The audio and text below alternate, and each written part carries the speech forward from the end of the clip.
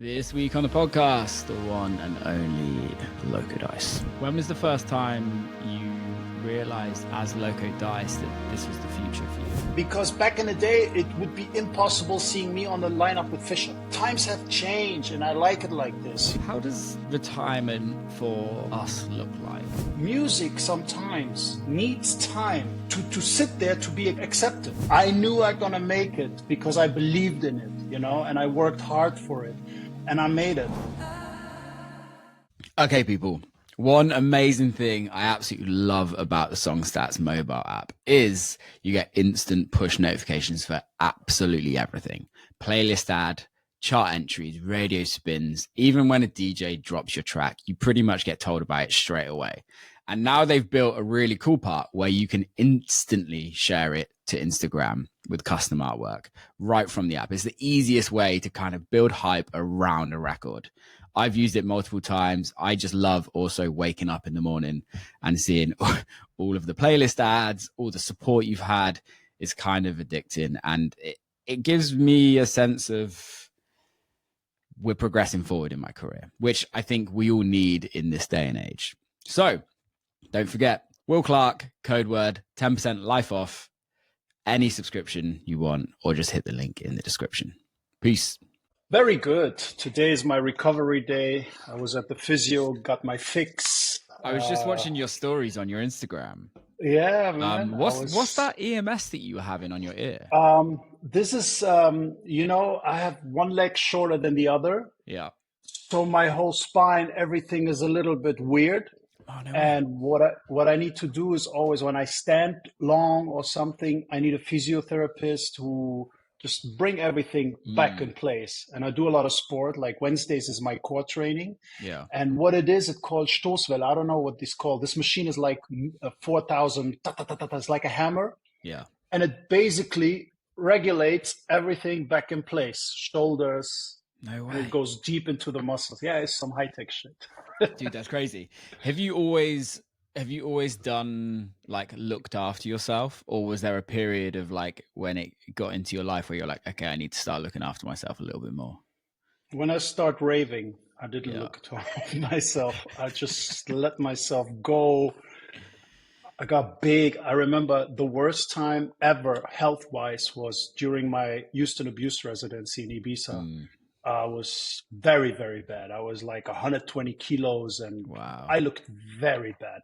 So when I get back to Germany, all my friends were like, bro, you got to do something again. You got to go back in shape. You look like a pig. And I get back to Muay Thai. I got back to eating habits, routines. And yeah, every year was a little bit more, a little bit more, a little bit more. And I'm more fit than ever these days. I love that. Do you drink? I stopped drinking in November, and I always stop drinking like December, November, and then I do my Muay Thai camp beginning of February. I returned to drinking end of March, but because this year was Ramadan at that place, I didn't drink another month, and I don't know.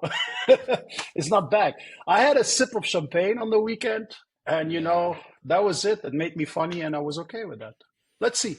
It's funny. It's really interesting to see, like in the community that we're kind of immersed in, how over the years, health and fitness has become such a big part of the culture, and you're seeing now more and more DJs not drinking. I haven't drank for like 12 years.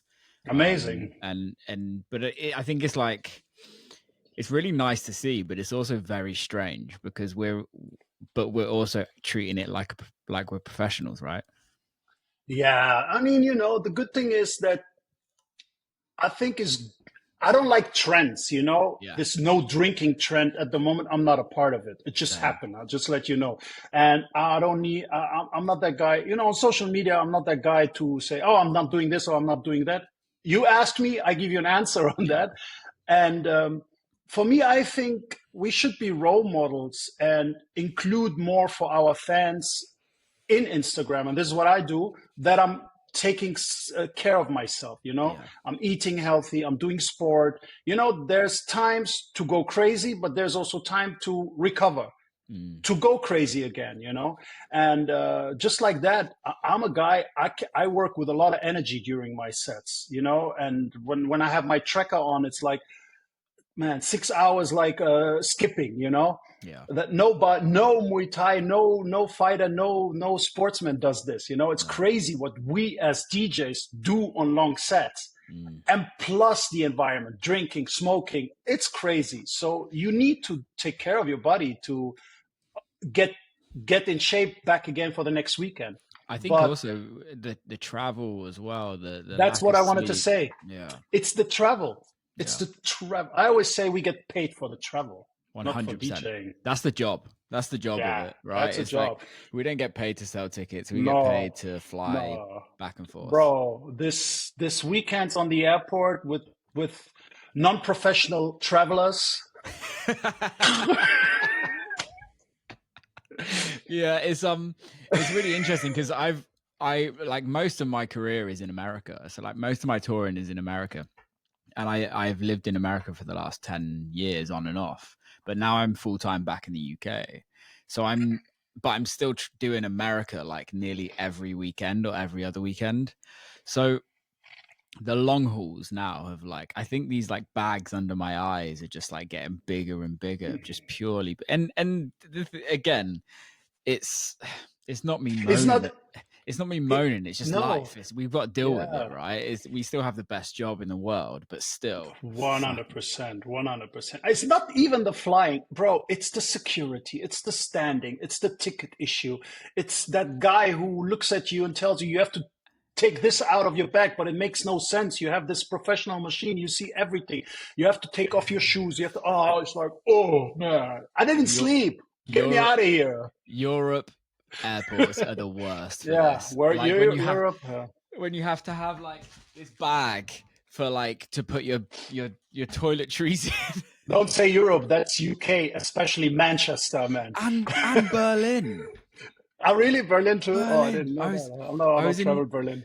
I was in Berlin like a month ago, and I was like, what happened to German efficiency? It's just gone out the window with this airport. Berlin is not Germany. True. Berlin is an international state. Yeah, you're right. It's crazy. They have spoke about that they're gonna try and get rid of these like plastic bags at airports and just like they have these new machines, you know. You travel the US, so I guess you might have global entry, you know. Global entry, you can even leave your cap and go through the security. They see everything. They know everything. They know everything. Everything. And those machines, sometimes this brand new machines who look like a airplane turbine. Yeah, they look like a Rolls huge. Royce engine. Man, they see everything. The first ones who had them is Schiphol in Amsterdam. And I remember in Amsterdam, leave everything in, go, just fast, you know? Yeah. I don't know. Yeah, well, we get paid for that. That's okay. Yeah, it's life. You have to laugh about it, right? That's it. You have to laugh about it. Otherwise, I remember it was times I get really mad and angry, and nobody was a winner. I was even a loser out of this situation. Well, it is what it is. I think that's the thing, though, isn't it? Is like they're just doing their job. And this is kind of what I always like remind myself is like the people, the TSA, the security people, they're just doing their job. They don't know what's happened before to us. We don't know what's happened to them. It's just like we've just got. It's the same as everybody else in the world. Just everyday life is like, yeah, you might be having a shit day, but somebody else might be having a worse day. Like, just treat everyone with kindness, and it makes everyone's life easier. 100%. It's not their fault. It's the situation. Totally, man. Talking about situations. Yeah. Purple Jam. Yes, my friend. It's sick, man. It's like, dude. Honestly, let's talk about the artwork first. Yeah. Like, there's not. I'm really fussy with artworks, and I know you're like a vinyl head, and I know you come from the hip hop days, and there were some iconic like front covers of hip hop records, and also dance records back in the day. And I feel like artwork nowadays has kind of taken a back seat because since everything digital came, you barely see it. It's a tiny little thing on your screen that no one pays attention to. But that's kind of how I used to remember records, was the artwork. This, when I saw this artwork, I was like, this is fucking good. Like this, there's something thought about this. Like, was there a process behind it? Yeah, it was like when I had the name, I needed to explain the name. Yeah. And my idea was always like, the whole thing was like, a purple jam is, the folder was like a jar of jamming. Yeah. And jamming in the studio is close to jam, the marmalade, you know? And I had always this idea, and I remember when I started with the first designers, trying to explain them how I wanted it. And my idea was like, you have a jar of jam and you just let it, it splashes on the floor, it breaks on the floor. And this figures and this things is the design. I had it in my head, but it's hard to explain, you know?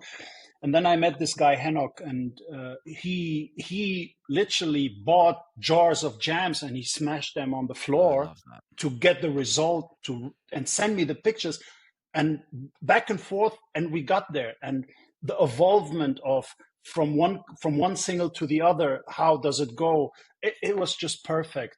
I wanted it a little bit more extra, like that you feel it.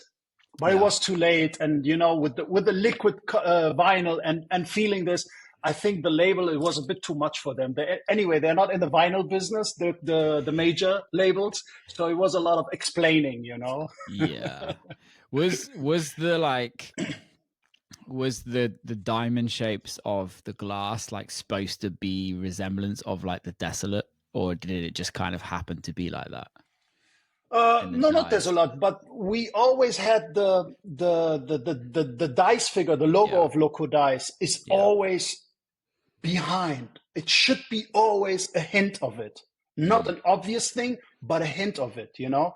And I always say, when I see people when they have this logo tattooed, I'm like, you didn't tattoo my name or me. That's a movement, what we stand for, you know, since many, many years. The dancing, the celebration, the hip hop, the involvement of many, many things, you know. And this is what I always try to reproduce. And especially in this album, it was a little bit more in front. Going back to that with like the Dice logo and kind of creating a movement, did you find it, was your artist name Loco Dice when you were in hip hop, or was it no different? No. So no. Was there Dice? Go on. Sorry, go ahead. No, you go ahead. Dice was my nickname since I'm a boy, since I'm a young kid. That's a nickname. It has nothing to do with the artist name. So this is something that I've always intrigued with artists, because my artist name is one of my birth names, right? Will Clarke is literally just like my name. And I've always struggled with that to a certain extent, of like on the branding side of things, and on the like, how do I detach myself from the art and from the lifestyle when it's literally my name is on everything? And there's always been something that I've always kind of been slightly jealous of artists that have that are like a kind of a made up name that can be branded separately and everything like that. When you decided to go down the Loco Dice route and kind of change to house and techno, was that like did you purposely think about the Loco Dice thing as like a whole brand? Just a vibe. No. When I was a hip hop artist, I was Dice C. Yeah. The C was like, you know, in hip hop, you always have a gangster name or something cool. And it was for like Corleone but actually the Dicey was, when you call me, you didn't call me Dice, on a Dicey. Hey, Dicey, come here. And that was the C out of it. And later I needed a new name, because when I started in my transformation in my hometown, I was attracting too much hip hop heads coming to my party and being shocked of what music I was playing. Yeah. And also the promoters didn't like the hip hop crowd in their club. So it was like, really, I was struggling. And then I needed a name, and the name happened in Ibiza. I mean, everything, I'm so lucky. Everything came to a part in a way that it clicked right away. I am glad I don't have to use my real name, and I don't like to say my real name because I am an artist. And what you see in the club is Loco Dice.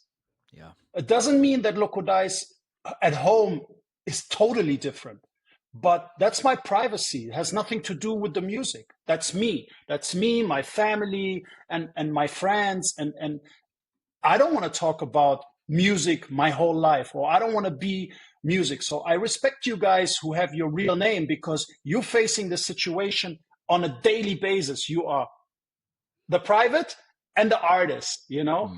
While for me, I can escape. Loco Dice is like when I enter the door, the cap goes out, Loco Dice hangs there. There's a break for me, you know? Yeah.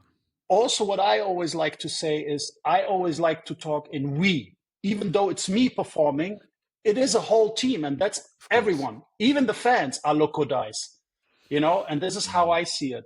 And it takes a lot of pressure out of me because I can bring everybody on board in this project. Yeah. No, I really like that. And it's something that I've always kind of struggled with.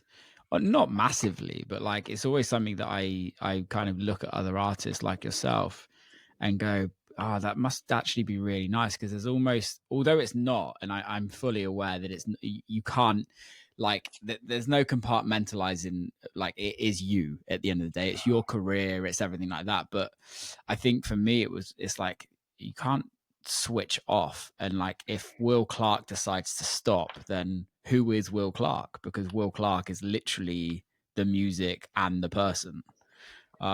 It's interesting. It's something that it's interesting, but you know, big superstars are with their real name. Legends like Carl Cox or Richie Houghton, Sven Feth, they all have their name. I think in electronic music, it's very normal that you come with your name. I think it's more the cultural background that I come from hip hop. In hip hop, you don't have your name. Nobody got his name. Even you have your name, you try to make out of it something to have that cool or to hide behind that. You know what I mean? In hip hop, you don't use your name. Even on the streets, you don't use your name. That's the culture. Maybe that's it. And yeah. Yeah, I think there's also a level of branding that you can do when you're not using your own name. But yeah, like I said, I'm not a industry made man. I just came from the streets, and later I discovered I can do out of it a brand, you know, and that is great. And still, I think I didn't make 100% out of what I could have done, but yeah, it is what it is. We never think that though, right? We never think that. In like when you're in it, the hindsight is like would be a hell of a tool, right? It's to know what you knew now compared to what you knew then, right? But then would it be the same, right? Like no, I would do everything the same. Exactly. Almost. I would do almost everything the same. I think it is what it is because of that, you know? I'm happy. I'm happy as an artist. I'm happy with what I play. I'm happy with the music. I'm happy with everything. I'm happy with the generation change and how the music is now, you know? I'm not that guy who cries about the past or something. I had the best times in the past, but I'm also having now amazing times, you know? Everything is time related in my point of view, you know? And as long as you are happy and you go with the flow, everything is perfect. Everything's perfect. Was there ever a moment where you struggled with your happiness though? Or like in this career, like what? How did you get to that point? Because like I even struggle with it sometimes, and I'm sure you do as well. We all do, right? Of like the happiness sometimes ebbs and flows. But like, at what point was the turning point for you where you were like, you know what, I'm fucking lucky. Like this is fucking great. It was the time when I brought out Underground Sound Suicide. Yeah. I was fed up of the dance floor music, this tech house. Yeah. This whole too easy. It's too easy, too obvious, too nothing interesting. It didn't kick me. And then I wanted to escape and do completely something different, but the time was not right. You know, you always think you can create something new and the people follow you, but that's wrong. You always have to think that the crowd and most of the people, they are not even one step behind, they're 2-3 steps behind, which is not a negative way, which is just, we are artists. I'm playing this, but I'm already thinking 3 steps ahead. You know what I mean? I know exactly. I am now playing deep house, but I know I'm gonna finish with techno.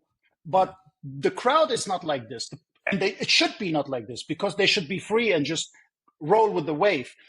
And when you are a little bit too much forward and you try to force it, it can go completely wrong, and then you get really sad about the music that you've done, that it's not accepted or it's not being played.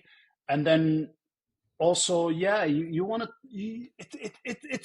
It was a weird moment in my life, until it was before pandemic, and I said, okay, I'm doing now an album, Love Letters, and this is for the dance floor. This is for the people. You know what I mean? I'm not trying to be too much ego and trying to change or trying to create or do a revolutionary sound. No, I just do what is laying around in my way, and it worked fine. And then during pandemic, I made this test. I said to my tour manager, you know what? I'm not checking any music the next half year. I'm just keep playing the shit that I have on my computer for a half year. It was amazing. Yeah.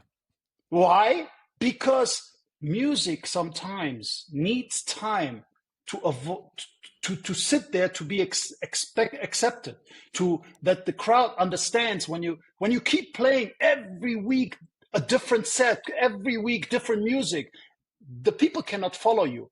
But if you continue, and it's hard for DJs, I know, to play a set, when you have a set of music and you say, this is my next 4 months music.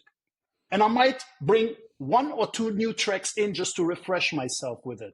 But I keep it like that. And I found for the people, it's much more better, because they remember the music, and they party more on it. And plus, I don't play beatport music. 90% of my music are demos or unreleased tracks. Yeah. So how do the people know it? The other thing that I brought in, I used not to play my music so much after producing it. And I thought, hey, I'm like a band like Metallica, Prince, Michael Jackson. You have to play your music.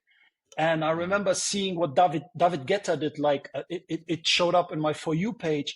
That is a concert. The people come for you, so they're expecting you to play Pimp Jackson, to play Get Comfy, to play all these hits that you produce. I know it feels awkward to play the same track for the 10 years, but that's your music, and it should be like that, And I started to bring this in my sets too. I think, no, I totally agree with you. I'm pretty much exactly the same. I think the role of a DJ has changed to a certain extent, or not necessarily the role of a DJ, but the role of where we sit in the industry, in a sense of these shows are so fucking big. Some of them are ridiculously big, and they were never that big, right? They were occasionally you'd have a big show. Like when the amount of festivals that happen nowadays and the amount of super clubs that happen nowadays, you've got tens of thousands of people coming to your shows, and there might be 1 or 2 people that are super fans that know everything, and then that know all your unreleased shit, know all your like new stuff. Then there's going to be like 1,000 people that know your biggest records, and then there's going to be people that know your biggest records but don't know it's you. And then there's going to be people that don't have a clue who you are. They know the DJ that you played with, but not you. Exactly. Yeah, exactly, right? From the bubble, yeah? Yeah, and I think this is the thing, is like we're now in a situation, we're now in an industry where we are performing, we're almost taking the like rock star, I hate using this, but the rock star approach, where you have to entertain in a way that a band would entertain. And I think it's really interesting because, like you said, is like you could play a different set every time, but does that make it a nice experience for your fans? Of course, you're not playing the same record after another. You're reading the room, you're doing your job, but there's a bit of music that you have to play, and you have to play it. I had this conversation with Manda Moore. Yeah. And she was like, always trying to play different. And I said to her, enjoy that time. Yeah. You know, when you have a certain name or you're in a certain position, you cannot do that anymore. You know, that freedom. It's always enjoy being so free that you can just exchange because you're hype, you're getting hot, you know, it's burning. Soon you're becoming the headliner, which she is already in a way, but I mean like top headliner, you know. Once you enter that circuit of top headliner where everything relies on you, ticket sales, production, everything, you know, it's not underground anymore. No. It's a business. And I need to fulfill that business. And my job is those people, those 1,000 people are the most important people. My people, they are pissed. I don't turn around. I don't care who's behind me. I don't give a fuck who's left or right. I don't need them to dance. That's the job of the tour manager, to make sure behind me doesn't look boring. So everybody who's fresh and want to have a good time, he can stay behind me. For me, important is you in the front. If I can make you happy, 80%, 85%, 90% of the people, job done. Because you cannot satisfy everyone. There's always somebody who had a bad day. He comes and, oh, you too hard, you too slow, you too soft, you too cheesy, oh, reggaeton, oh, techno, blah, blah, blah, blah. You know, all that talk, you know. And then this is the importance, you know. And for me, the internet is also for me like, I don't give a fuck what the people say. I don't really care at all because they're not there. The people who are on the dance floor, these are the real people. These are the people who are coming, experiencing the thing, living in that evolution and understanding it, you know? And a lot of people from outside, they have no clue. So that's something for me, which I am very free of. Every weekend. When did that change? Has that always been your thought processes about the internet? Because I know you came up before the internet to a certain extent. You came up before social media. Like it was similar to me. It's like my career started like kind of as Instagram was a thing, just starting to be a thing, and none of us used it how we use it today. I got a slapped in the face big time, left and right. Oh, my friend, Will, you can't imagine. It was the time, you know, it started with the digital area. Let's start there. Loco Dice changed from vinyl to tractor. Was already, he's not real. He's digital. He's not real. Then Loco Dice got caught one time playing on a Pioneer mixer. Oh, blasphemy. He's commercial now. No Ellen and Heath. How dare you? Then Loco Dice did a track with gigs. Oh my God, what did you do? Where are those days? The Richie Houghton Minus dice, the Cocoon dice, Seeing Through Shadow dice. Time change, I make a remix of a reggaeton artist. Oh, he's shit, he plays reggaeton. How dare you playing Bad Bunny? And the old people, they always say, you used to be good. But you guys are not going out, you know, times change. I'm relevant. I'm going with the time. I'm evolving. I don't need to sit at home and play the same music all night. I have other people. That's why we have a healthy underground. Let the underground people do whatever they want, you know. I'm somewhere else. And I learned from the best. I learned from Carl Cox. And he was always free. From playing banging techno to playing disco mobile. And just doing whatever he wants. And he still is relevant and people respect him. I don't need to please everybody. I need to please myself. And if you like what I do and you like the vibe, follow me. If you don't like it, this time back in the day when it was really like an old school artist comes into media where people can judge about you and everything. And I'm not that guy who I cannot write, and I don't want to explain. Sometimes I go on the internet and I give a person his 1 minute fame, where he can collect 200 likes because he said you are shit, and I say, well, fuck off or something, you know. I give you this 1 minute fame, but I do this once a year, and it's so funny. I go in it. It's like, you know, you step in the B net, and then you disappear. Bounce. I don't care what's happening. So I'm that guy. I don't read comments. I read comments maybe after the post, like the first comments or something, and then that is gone for me. My DMs, I barely go into the DMs, you know, people, all these requests, I cannot go and check everybody what is. I got a life, and I'm not a social media guy. I'm a DJ. Yeah. My job is after the show to relax and listen to music again, to dig, you know, that's my job, not to reply to all the fans and everything. That's not my job. And I understand that sometimes fans have really a question. And like I said, sometimes you're lucky and I go in at the airport, you know, and then next flight, I'm out. Yeah. I'm out. And this is what it is. So yeah, that's why for me, I don't take this internet too serious. I don't look at it. I remember having artists that were driven by the internet. You remember the Resident Advisor time? Yeah. You know what I mean? Fucked it. You know what I mean? You know what I mean? And that is, I mean, before Instagram and everything, we had Resident Advisor. We had those internet Rambos, you know, those people who knew everything better, who picked the smallest mistake and made a big thing out of it and judged about you that you are not cool anymore. Did they ever get you? Oh yeah, they tried many times, but you know, man, it's like, it's so funny. It's like one time I just wrote, "Hey, next weekend here's where I am. Just come and say it to my face." Yeah, and they never would. And why would you? Why would you say something negative? Why would you judge about somebody? You know, I judge about somebody when I watch a football game. Yeah. What a fucking pass was this? But that's it. I don't go and talk shit about that player the whole day. You know what I mean? I just get mad in that minute. You know what I mean? Yeah. Yeah, but I think there's something about the internet and about like, and I think a lot of it. Go for it.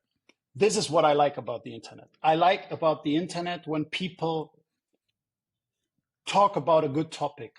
Like, for example, where are the, and they do this in the EDM a lot, you know, when deadmau5 trolls somebody by playing this weird track, people understand it.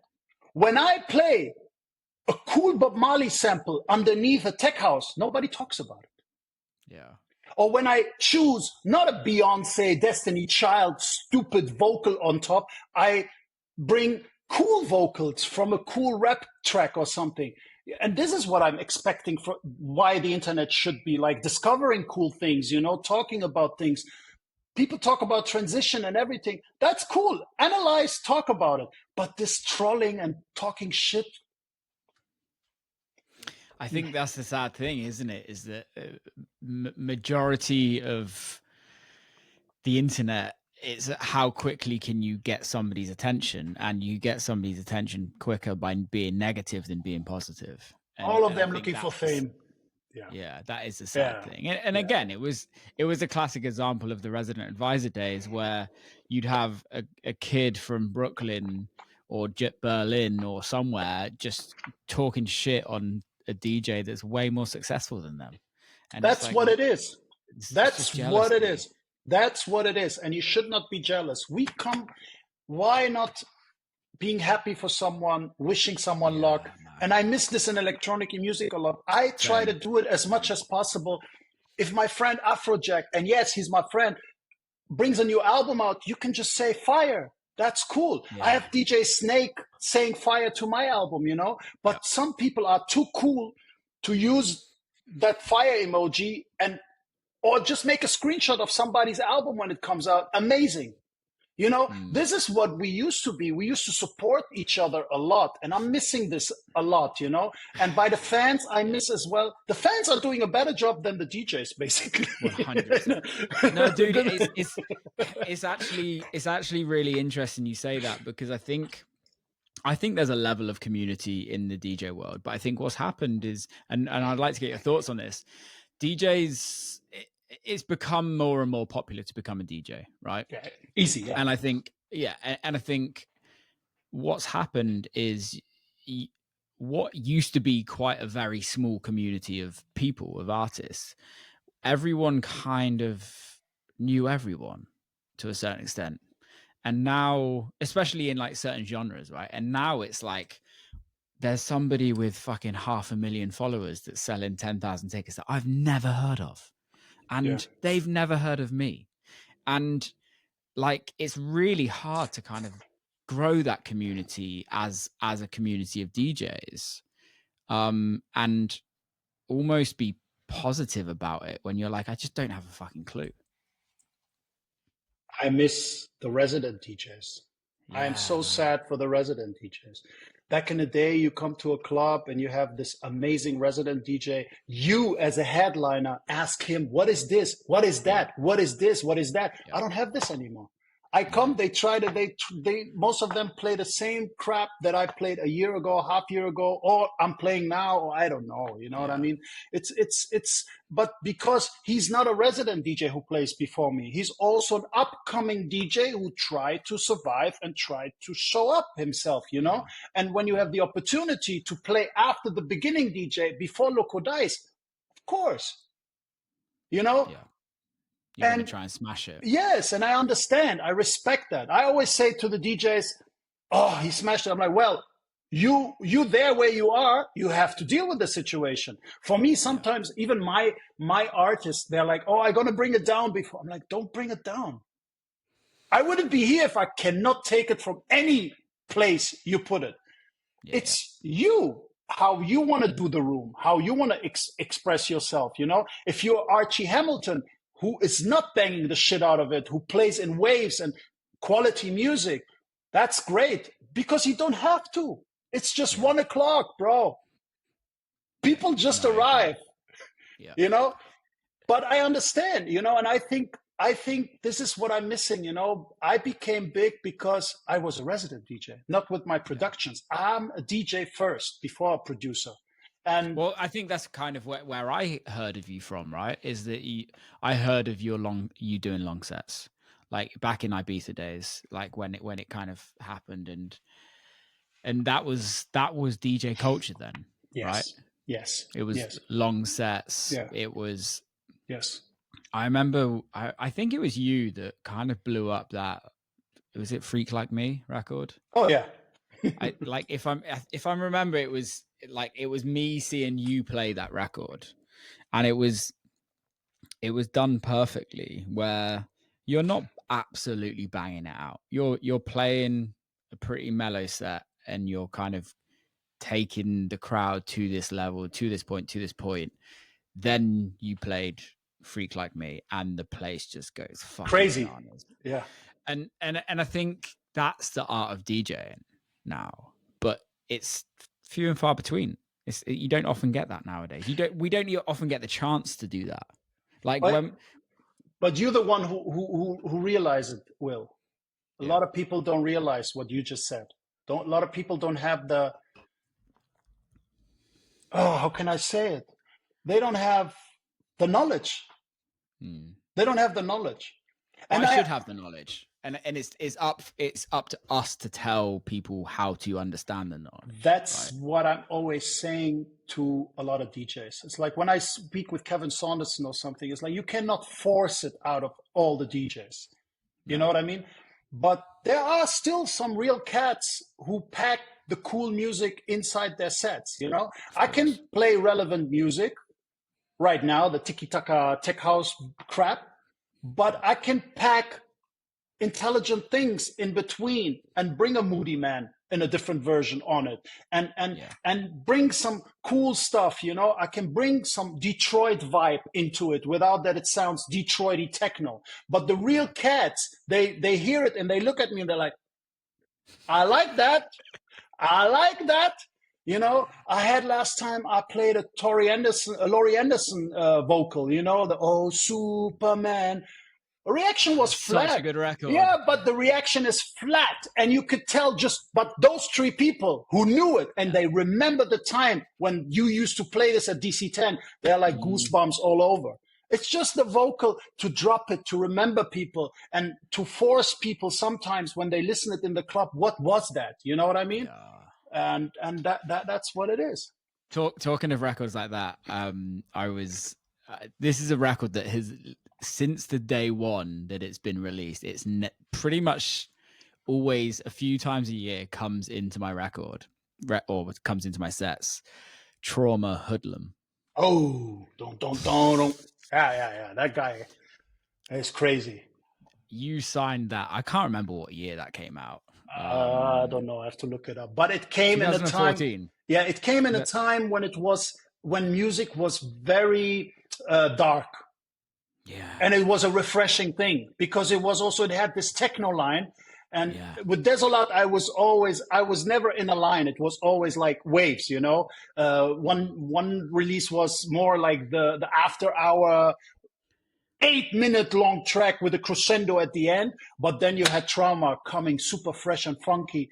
And that caused wave. It was amazing record. It was an amazing record. Yeah, man. Oh, I loved it so much. I played it like 2 weekends ago. I was in Dallas and played it, and it's just not Dallas, Houston. And but I also think it goes back to what you were saying of like you're playing the same records for 4 months. I think in an industry where music is such an abundance, like, do we need new music? Do we need anything new right now when there's so much good from the past? And I think this is kind of where I was having a conversation. Like, it's very strange that the creators of our industry are still alive, and most fans don't know about them, right? Like, most fans, like, in a sense, right, you sell more tickets than the creators of this industry, okay? And they did it the best. Do we need new music? Do we need 100,000 new records every week? Not 100,000 new records, but we need that kind of music. Yeah. And this is what I tried with my album. Yeah. Like when I do a Purple Kawasaki or I do a track with Skrillex, it's the next step. It's not something wow, creative, but we need that good music like an FX Twin window licker.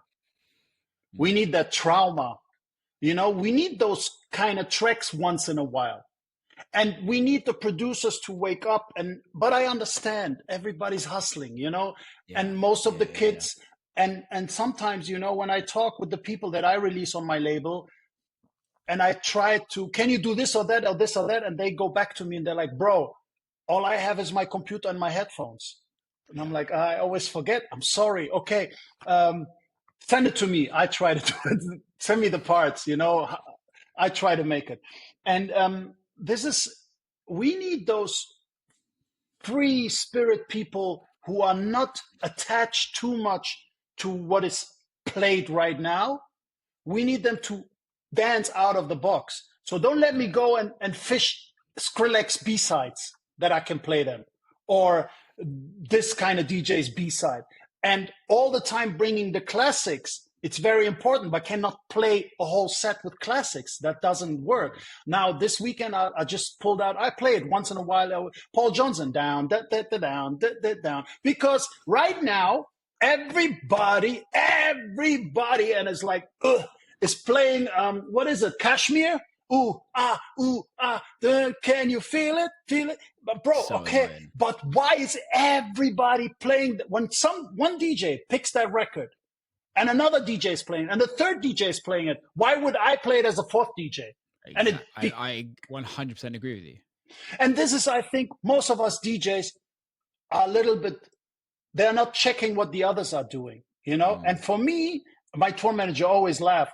It's like when I play with other DJs and they play a certain track that I play, I'm like, okay, done, out. I'm not playing it anymore because he's playing it. Why? He didn't know maybe that I was playing it, but it's okay. I give it to you. Well, I have this wall here. I can go back and search another. I have so many weapons here. Yeah. That's my homework. You know what I mean? And I got to bring it back. And I kind of want to talk about the Kashmir record. Like Curtis Green Velvet Kashmir, he's a homie and one of the best guys from there. But I think what happens is DJs aren't necessarily listening to the music; they're listening to see what reacts well on social media. Could be, yeah. And I think they go, oh, Fisher's played that record and it's absolute slam, or I don't know, Carl Cox played that record. Now I have to go play that, if you know what I mean. And I think that's kind of what's happening. It's rather than going back and going, oh, actually, like that resident or that warm up DJ played that and it's a fucking sick record. It's because okay, you've probably experienced this, right? I experienced with Knights of the Jaguar. Yeah. These fucking Carl Cox and Sven Feth destroyed this record for us. We were not able to play that record anymore. Even when it was brand new. You played the record, you had those looks. Are you Sven now or what? I cannot play it. That's his record. That's his signature, his closing signature record. Yeah. You know what I mean? Now I can play it because I have 2 edits of that. You know what I mean? Now I can play it because the new generation doesn't know. And it's like how many years? 15 years, 20 years passed, you know? But in that time, when a DJ gets big with a certain record that he's playing. Yeah. I had Timo Mass on the podcast and I was like, dude, I've got to bring up Doomsnight. And he's like, please don't. You know who plays Doomsnight right now? But it fits in his set and it sounds really cool. It's Seth Troxler. Yeah. It sounds cool. He played it and I'm like, I didn't touch that record. Never. But there's a thing that Seth has. Seth has this like swag. He's such a swag. Bro, is a music mess. Is a mess. It's a controlled mess and it fits only to him. He can play things out of context, but it fits to his set. If you try to play that record in your sets, doesn't work. Doesn't work. And that's his signature thing, you know, and we need more people like that, you know, that everybody, you know, me with my hip hop and where I can load techno on top. Everybody got his thing, and I always say to the newcomer DJs, find yourself. Don't be just a filler. Be special. Lately, you know who I heard? He really impressed me is Beltran. Beltran? Do I say his name? Yeah. Okay. And he picked like also classic records like French Kiss, but in a different version, in a cool version. And I'm like, okay, this is a new kid again, you know, free of all what is happening around him and doing stuff. So we need more people like that. He's killing right now. Yeah, he's killing, man. Great. And good person. This is important as well. A guy that comes to you, introduce himself. Hey, how are you? Blah, blah, blah, blah, blah, blah. You know, and it's great. And I like them a lot. I think we still need that, right? We still need fresh people in the industry. 100. People to push things forward. But fresh. Right? They need to be fresh. Don't play the same bullshit I'm playing, bro. Yeah. Well, I think it's be intelligent with the dance floor. Of course, play the bootleg, right? Of course, play that one record that you know is going to blow up the club. You know that. Like, you have to do your job. It goes back to what we said in the beginning. You have to entertain. But not every fucking record. No. Like, we're not in a top 40 nightclub now. Yeah. We're in underground clubs. We're in festivals and shit. Yeah, but the times change. The dance floor, the DJ reacts on the dance floor when the hands are up or when people start to yell and scream. Back in the day, we reacted. When I was warming up, I was looking at the bartenders. If they were grooving, I did the right thing. You know, mine's always the heat of the room. when you get on and you start feeling the room, like if you're not looking up for a while, like generally for the first like 15-20 minutes of my set, I very rarely pay attention by looking up, but I feel the room get warmer. And I'm like, okay, I'm doing a good job. Like, good, everyone's moving. Perfect.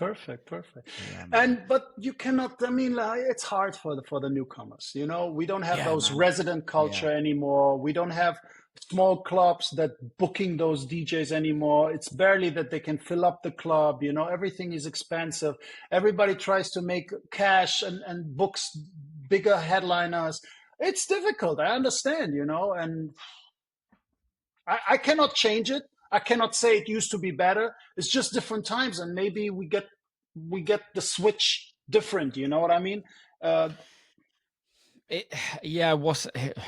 the thing is if you go back 15 years from when 20 years were for when things were kicking off for you, like there was people back then saying it was better in the 80s or in the 90s, right? It's like it's always going to be better back then if you're not growing up in that scene. There's people that I see at shows now that are having the best time of their lives, and there's artists now that are having the biggest success of their lives. Like, look at the Dom Dollars, the John Summits, the Fishers, like those boys, killing it. Goose, absolutely killing. And that wasn't even, you couldn't even do that when we were kind of coming through. So like the ability of the openness of this industry is amazing. You just got to keep it real. That's what it is. Keep it real, be yourself, do your thing, and let the others do whatever they want, you know. And I'm happy with the situation now. I have to say it again. Because back in the day, it would be impossible seeing me on the lineup with Fisher. Yeah. Times have changed, and I like it like this, you know? I mean, Fisher is giving his fans the opportunity to listen to different music. That's great, you know? I mean, why would he book Loco Dice, Paco Zuna, or all these kids? It doesn't fit to his thing at all. But he knows he used to be a fan. He used to be on our dance floors. He comes from that music. He's not an industry plant in a way, you know? And that's why for him it's a beauty to listen to this music and bring them in his shows. And now it was hard in the beginning, but I feel the crowd is evolving as well. And they're accepting my music. When I played at Universe, it was great. It was not the year before it. High people looking at me like, "Who the fuck are you? When is Losing It coming? When is Fisher coming out?" You know. But now, even though they saw how he comes flying out and everything, they were having a good time. They were dancing to my music, and I didn't need to play too much drum rolls and prepare crescendo or something. I was just playing my music, and it was great. So this is good for all of us. You know what I mean? We bring our bubble there, and then we can bring our underground people into that bubble as well, you know? And it's great. It's great. People should be more happy about that. We have this opportunity now to be more free and experiment. You know, you can experiment a lot. You know, I see Mochak playing drum and bass out of nowhere. Back in the day, he would lose his fans because they don't understand that he's trying to be experimental, trying something new, you know? We had this back in the day when Carl Cox comes on a rave and he decides to play jungle. Yeah. No, you're right. It's becoming more and more lucid of like... A bit, genre defy. There's no like you're this person, you're that artist, you have to do this. It's becoming more art, and it's interesting. Look, on my album I have a Skrillex, I have a Guay, I have people where you never thought this can belong together, and it worked fine. It was cool, you know. Do you like writing albums? I love doing albums, actually. I love doing albums, but also with Purple Jam, I was disappointed because it wasn't received as an album. It was received by the industry, but the fans, they picked their tracks, you know, and the moment you pick a track from the album. Do you think that's a sign of the times of just albums not working? Album generally? Is done. Album is done. Album makes no sense at all. I did my first one last year. Which it wasn't a club focused album, but again, I felt exactly the same. Where like it was probably, in my opinion, the best music I've ever made. But it goes back to what you were saying though. It takes time for people to understand it. Whereas I think I can't speak for you, but I can speak for myself that like I instantly, because I've lived with that album for 2 years, because I've written it, it took me years and years to write. I know the record's off by heart. I have to give that album I have to give the people 2 years to listen to that album to actually understand what it is and experience that and kind of live with it. And I think maybe that's the artist in me that it's just like, I want it to be instant success all the time. You say you like your album. Yeah, everything is fine. You did it for your legacy, bro. Yeah. You know, when you retire, you look back to that album and you can be proud and happy about it. And this is, I see the form of making an album. And I'm proud of all my albums. You know how difficult it was to make After 7 Dunham Place or after seeing Through Shadows new music, or living with that shoulder, that with being in the shadow of Martin Buttrich, where people thought he was making my music and all that kind of shit, you know. I was suffering a lot, and I was always honest about everything, you know what I mean? And it's just difficult.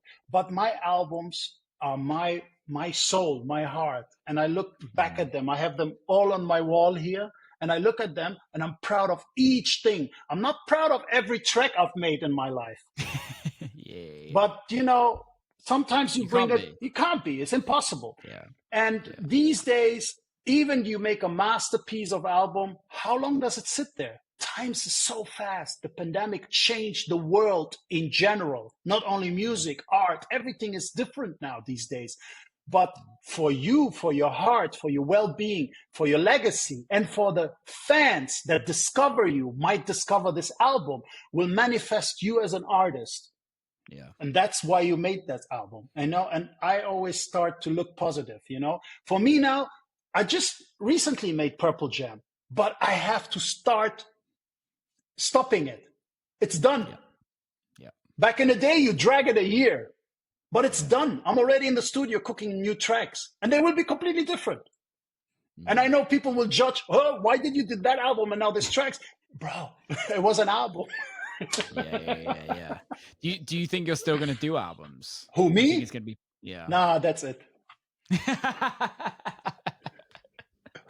Done with albums. Yeah. See, this is the thing is, what somebody said to me was, Will, you wrote your second album before your first album. You released the vibey second album before you put that album that everybody wants of just club bangers.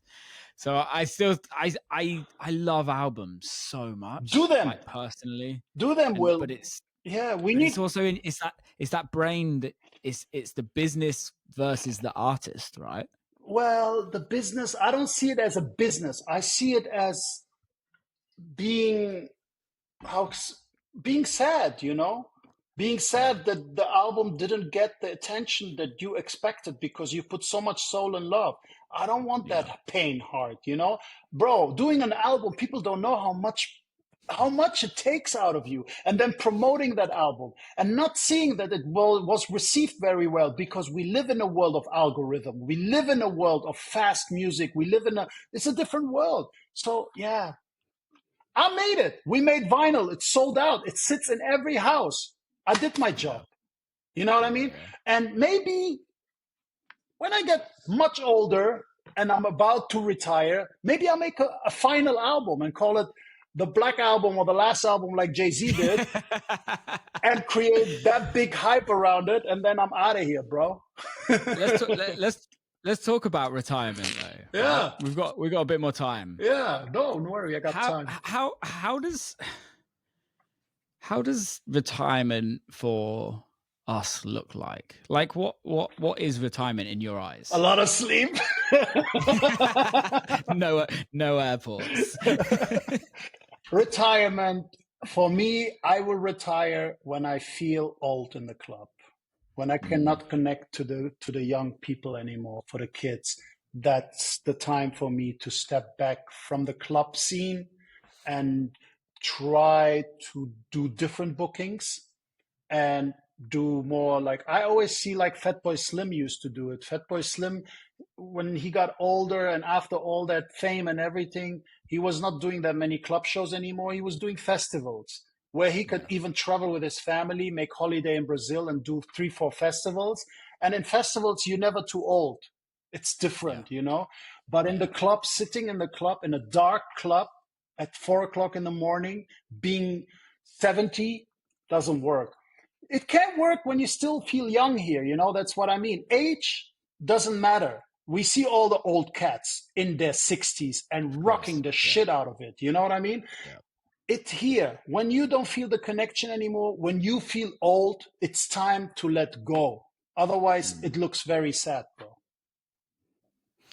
Yeah, you're right. You're right. When was the first time you realized as Loco Dice that this was the future for you? Or that you could make it into the future? For me, it was like, it was with hip hop. It was like when I was able to have my first credit card and pay my rent and have an insurance. That was the time when my mom finally understood, okay, it's not bullshit what you're doing, you know? That was the time in hip hop. But then I flipped it all over. I quit hip hop. I started with electronic music. I lost my credit cards. I broke up with my girlfriend. I was living in a 1-bedroom apartment, you know, and I was experiencing being a poor mouse again, but I knew I'm going to make it because I believed in it, you know, and I worked hard for it and I made it. And it took me a couple of years. It's not like these days. These days, you fly all of a sudden as a B headliner, you fly business class and you have Dom Perignon on your rider and all that shit. Back in the day, train, car, who can drive me? You don't have a rider, you know, you play with what is there, you know, and that takes very long. I remember being an electronic artist and even having seen Through Shadows out, and I was still flying economy. I was just being small, you know what I mean? My visa to the United States was going through Tiesto with AM only back in the days. Really? Yeah, I was in his visa. I remember. He doesn't even know, but you know, and just being small, you know, and then. But you believe in it, you work on it, but you don't know where it goes because you're still in an underground wave and you becoming hot. But because I was on top as a hip hop artist, it was nothing special to me, you know, saying, okay, now I made it or not. But then when you have your first private jet flight and things go around you very hectic, very fast, agencies calling and this and that, you know, okay, I am there in the Champions League, you know, I made it there. But then you have to maintain playing in the Champions League. There's a lot of decisions you have to make and a lot of, do I sell my soul? Do I do this? Do I do that? Where should I go? But like I said, Will, I had this in hip hop. I had the opportunity, even with electronic music, when I started, I could go the cheesy way. But I didn't go that cheesy way. Instead, going the cheesy way, I was more in the record store, looking for basic channel records, understanding Detroit techno, learning from Mike Banks, making my homework, you know, because that was more interesting for me than that time I was playing French filter house, Daft Punk, all this kind of stuff. That was that close that I could go just cheesy and become a star because I had everything. I'm the hip hop swag, this, that. I was loud. I was technically perfect as a DJ. I chose the other way and I'm happy. I'm happy. It's the hard way. For me, it was not the hard way, but back in the day, it was just more interesting. It was more like, why did I leave hip hop? I left hip hop for that. You know what I mean? Because it was something that tickled me, you know, like, what is this? I think you have to be born with that. I don't think that's something you can learn. I think it's something you have to be born with because I think it's very easy to go, okay, that's where the money is. But the money doesn't interest me enough to go, like the actual art interests me more. Classic example, I was in the studio yesterday and I was working with somebody and they were like, wow, we should change this record so this DJ would play it and this DJ would play it. Oh, don't think like that. And it's like, yeah, but no, you have to make the record for what the record needs, not for what you think everybody else will need. Because by the time it comes out, no one else is going to play it anyway. And it is the harder route sometimes. It's got more hurdles, but I think there's a level of it. And I'm not saying which one's better, but I think there is no better. It's just what you decide, which makes me no sellout now. Yeah. Also, you know, this is something also you have to sometimes discuss with your fans or with your first artists who go with you. You're not a sellout. It's just when you're hot and you become bigger, you're there. You cannot turn underground. It doesn't work. You cannot play for 10,000 people in a festival and being underground. It doesn't work. And it's also not selling out your soul. But you are in a business. Yep. Selling out your soul is when you produce and you play music that you honestly, deep inside, honestly hate or you don't like. but you get shitloads of money for that. And 2.2 million followers on Instagram and all the brands sending you clothes. And it's a good feeling. Yeah. And we had it with underground, you know what I mean? So it was fine, you know? But tomorrow when I make a record and I take the cheesiest sample and it becomes a big hit, I still didn't sell my soul because my legacy is too long that I can just now I'm selling my soul. No, it just happened. It is what it is. It is what it is. And I can, you know, Will, every morning I look in the mirror and I see myself. I'm happy with what I see. 100%. Dude, I'm really happy. Like, I know we've like vaguely met in person over the years and kind of talked a few times here and there, but like hearing somebody that's been doing it as long as you have and to hear that you're happy is like the happiest thing. It makes me feel happy and warm inside without sounding a bit weird. Dude, let's wrap this up. Thank you for everything you've done. Congrats on the new album. Thank you very much. Keep doing what you're doing. You too, Bill. To another album. Stay on, mate. Stay on. And that's a wrap. Thanks everybody for listening. Hope you enjoyed it. I love that one. I say that every week. They're all fucking good. Go subscribe. Go hit the comments. Give us a review. Keep doing your thing.